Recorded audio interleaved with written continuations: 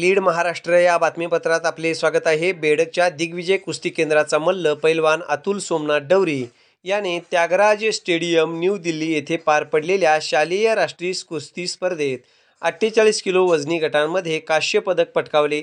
महाराष्ट्राकडून नेतृत्व करत असताना छत्तीसगड विरुद्ध 8-0 या फरकाने विजय मिळवला।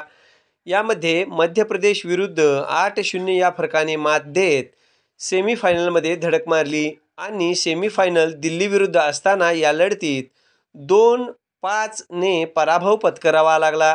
मात्र कांस्य पदकाच्या लढतीत झारखंड विरुद्ध 9-2 ने विजय संपादित करत कांस्य पदकावर महाराष्ट्राचे नाव कोरले।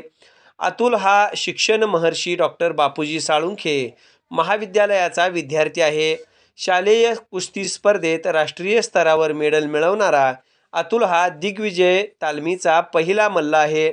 बेडग येथील दिग्विजय कुस्ती केंद्र फार मोठ्या नावारूपाला आल्याने या तालमीमध्ये सध्या 50 ते 60 मुलं-मुली सराव करतात।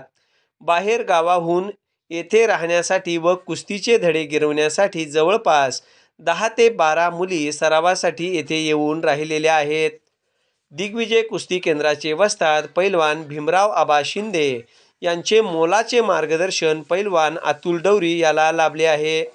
पैलवान सचिन शिंदे, पैलवान नितीन शिंदे, पैलवान सचिन मुळे, पैलवान अशोक हवलदार, पैलवान मल्लिकार्जुन कंगुने, पैलवान Malhari Kharmate, major Shamrao Shingade, major Babasaheb Bargale, major Sanjay Patil, police Mahadev Dhumal, police Suraj Patil, Pradeep Patil, Babaso Jamadar आणि इतर सर्व पैलवान यांच्याकडून अतुलला मोलाचे मार्गदर्शन लाभले आहे।